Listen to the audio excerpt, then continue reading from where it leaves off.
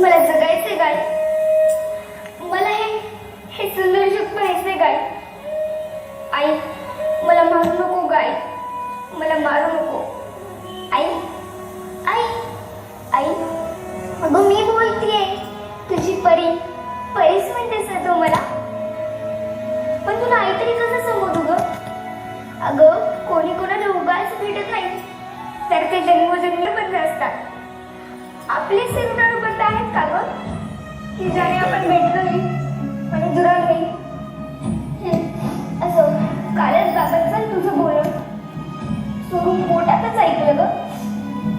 विशिष्ट आजी आजोबांची इच्छा नाही ना ग माझा जन्म व्हावा म्हणून? सांग नाही, सांग ना.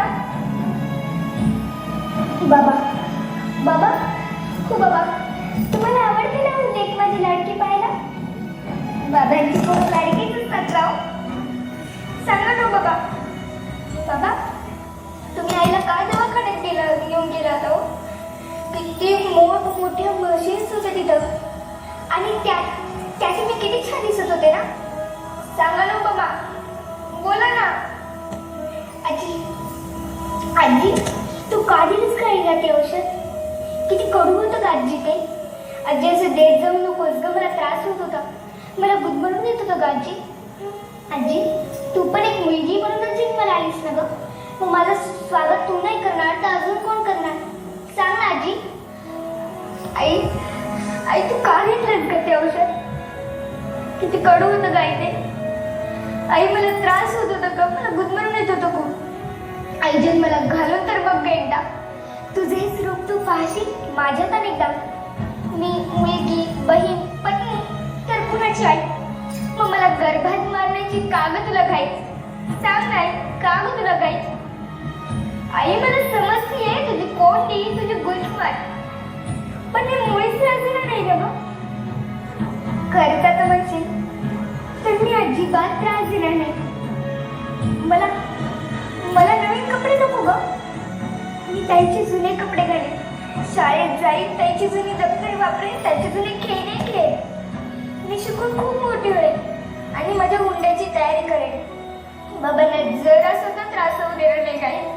अगं आई, आता तूच सांग, उद्या तू मला काढून टाकायला दवाखान्यात जाणार आहे, याचं दुःख मानू की तूच काही क्षणभर समोराचा आनंद मानू? सांग नाही, सांग ना.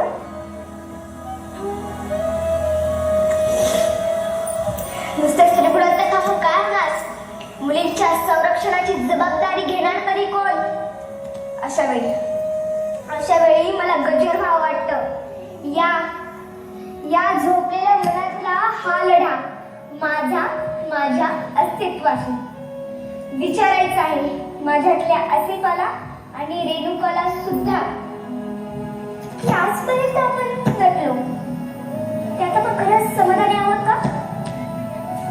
नाही ना. अगं आपली आत्मशक्ती हाच आपला अलंकार. चला तर मग मोडून टाकूयात अन्याय त्याच्या रिंगणगटे, काढून टाकूयात अंगावरील अलंकाराचा म्हणजेच बंदराचा साज. तर आता रडायचं नाही, तर आता लढायचं. ऐक मुली तुला सांगते, ऐक मुली तुला सांगते, पिंजऱ्यातच आता फडफड नकोस. ऐक मुली तुला सांगते, पिंजऱ्यातच आता फडफड नकोस. पेटून उठून नकोस, पेटून उठून नकोस. या जमान्यातल्या दुर्योधनाच्या औलादीची कमी नाही. या जमान्यातल्या दुर्योधनाच्या औलादीची कमी नाही. वाचवायला येईल कृष्ण कोणी याची सुद्धा हमी नाही. वाचवायला येईल कृष्ण कोणी याची सुद्धा हमी नाही. बांगड्या घातल्या माणुसकीने, अरे बांगड्या घातल्या माणुसकीने मदतीसाठी तू ओरडू नकोस. ऐक मुली तुला सांगते, ऐक मुली तुला सांगते, पिंजऱ्यातच आता फडफड नकोस, पेटून उतरडू नकोस, पेटून उतरडू नकोस. Thank you so much Anjali. चलो